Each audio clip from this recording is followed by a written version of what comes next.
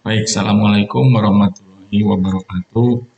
Teman-teman mahasiswa sekalian, hari ini kita akan belajar tentang materi keselamatan dan kesehatan kerja.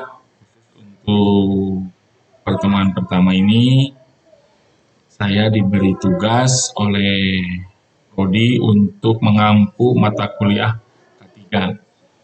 Mata kuliah ketiga merupakan mata kuliah inti di teknik industri. Nah, seringkali para pekerja mengenyampingkan masalah K3 ini. Padahal secara umum K3 merupakan bagian penting dari kegiatan kita bekerja. Karena nanti berhubungan dengan produktivitas di industri. Sehingga K3 ini menjadi sesuatu yang harus kita jalankan. Tapi tadi sering kali dikesampingkan karena hal-hal sepele.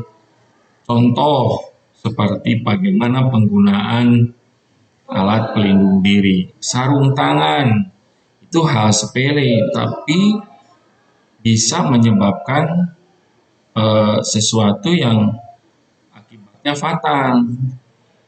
Kecelakaan seperti memegang handle mesin. Kalau tidak menggunakan sarung tangan biasanya menyebabkan licin dan itu bisa menyebabkan kecelakaan. Itu kan salah satu bagaimana K3 ini menjadi bagian penting. Sederhana tapi menjadi bagian penting. Nah, teman-teman sekalian, bahwa K3 ini mempunyai tujuan pembelajaran bagi teman-teman semua.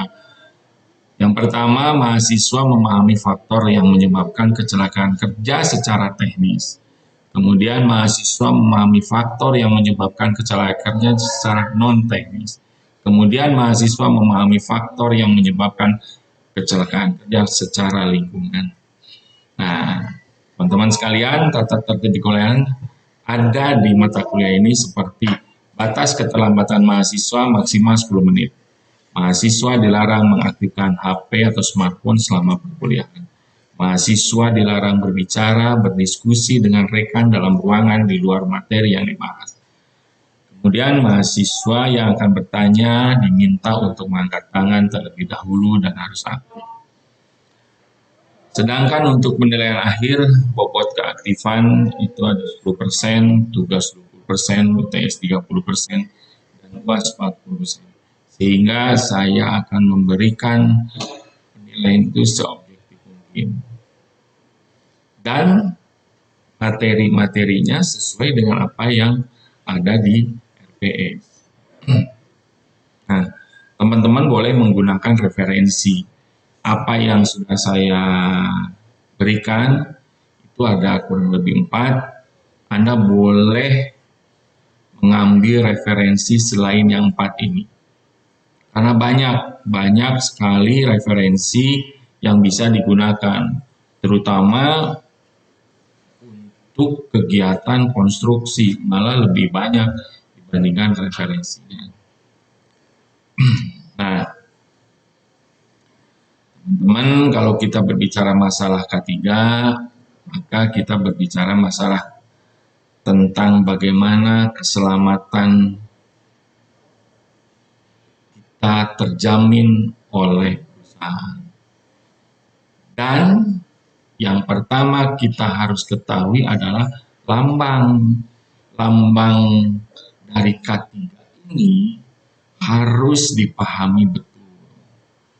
Nah, teman-teman, kalau kita berada di lingkungan industri, kalau kita melihat lambang ini berarti perusahaan itu sudah menjalankan sistem K3.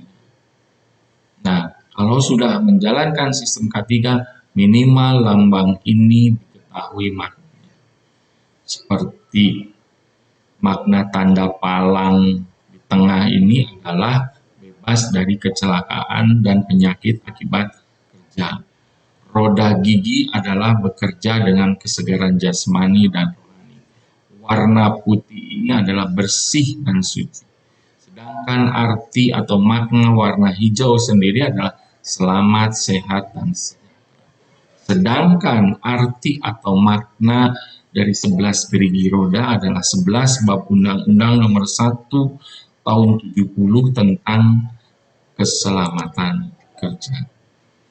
Nah, secara garis besar ada dua filosofi. Ada filosofi dari Mangkunegara, yaitu suatu pemikiran dan upaya untuk menjamin keutuhan dan kesempurnaan jasmani maupun rohani tenaga kerja khususnya pada umumnya serta hasil karya dan budaya untuk menuju masyarakat adil dan kalau secara keilmuan, filosofinya adalah semua ilmu dan penerapannya untuk mencegah terjadinya kecelakaan kerja, penyakit akibat kerja, kebakaran, peledakan, dan pencemaran lingkungan. Oke. Secara harfiah, kesehatan dan keselamatan kerja ini tidak dapat dipisahkan dari proses produksi suatu perusahaan, baik jasa maupun industri. Setiap orang yang bekerja di suatu perusahaan dianggap memiliki resiko kecelakaan kerja. Oleh sebab itu, pemberi kerja wajib memperhatikan dan menerapkan K3. Siapa pemberi kerja? Perusahaan, industri, atau apapun bentuk berkegiatan pekerjaan itu adalah pemberi kerja. Maka wajib memperhatikan dan menerapkan K3. Kemudian karena saking pentingnya penerapan K3 ini maka dibahas oleh Badan Buruh Internasional atau ILO.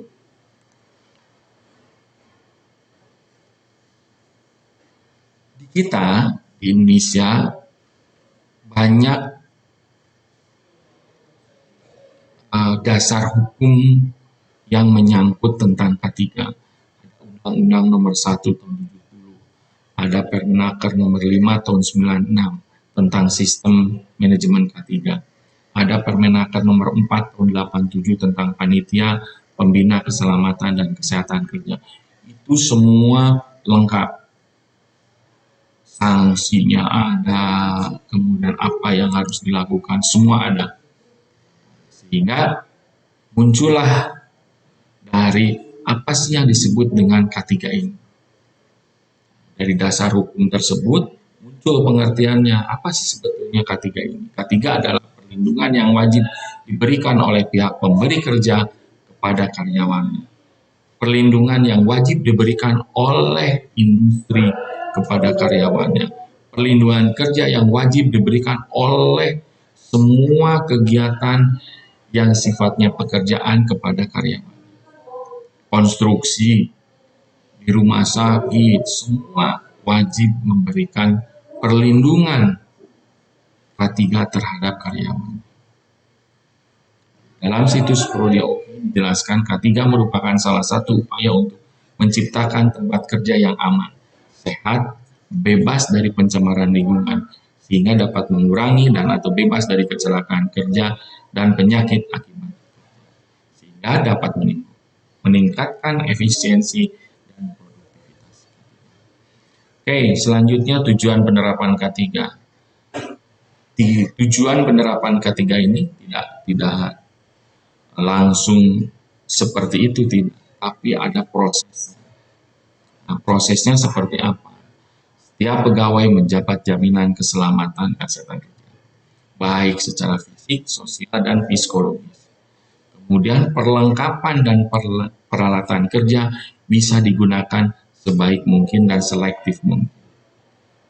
Kemudian agar semua hasil produksi bisa dipelihara keamanannya. Agar adanya jaminan atas pemeliharaan dan peningkatan kesehatan gizi pegawai. Kemudian dapat meningkatnya kegairahan, keserasian kerja, dan partisipasi kerja. Dan yang paling penting adalah setiap pegawai merasa aman, terlindungi dalam bekerja. Sehingga apa? Produktivitas bisa meningkat. Itu yang terpenting.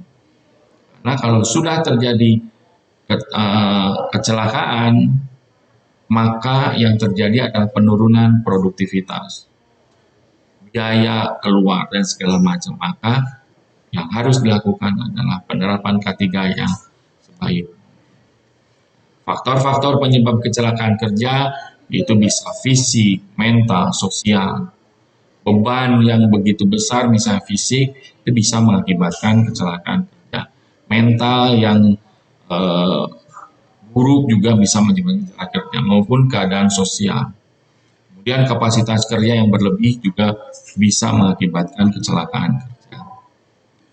Dan lingkungan yang tidak baik juga bisa mengakibatkan kecelakaan dan penyakit akibat kerja. Misalnya faktor fisika, faktor kimia, faktor biologi, ergonomi maupun psikososial. Misalnya sering duduk itu juga mengakibatkan penyakit akibat kerja dan bisa menyebabkan kecelakaan kerja seperti itu. Nah, jadi secara umum penyebab terjadinya kecelakaan kerja antara lain kondisi berbahaya dan perbuatan berbahaya, unsafe condition dan unsafe action. Jadi kondisi berbahaya adalah kondisi di mana ketidakamanan dari peralatan, bahan, lingkungan kerja, proses kerjanya, sifat pekerjaan dan cara kerjanya, itu adalah kondisi. Sedangkan perbuatan berbahaya atau unsafe action itu yaitu perbuatan berbahaya dari manusianya. Dari manusianya, kelelahannya, kelemahan daya tahan tubuhnya, sikap dan perilaku kerja yang tidak baik bisa menyebabkan terjadinya kecelakaan kerja. Jadi dengan kata lain bahwa yang namanya kecelakaan kerja itu terdiri dari kondisi dan perbuatan.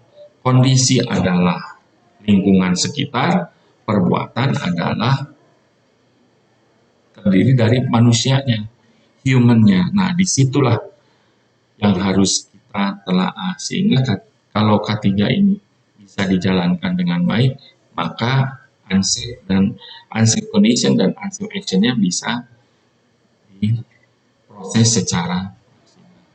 Oke, teman-teman sekalian, itulah materi kita hari ini. Mudah-mudahan bisa berlanjut ke materi selanjutnya untuk minggu. Terima kasih. Billahi taufiq wal hidayah. Wassalamualaikum warahmatullahi wabarakatuh.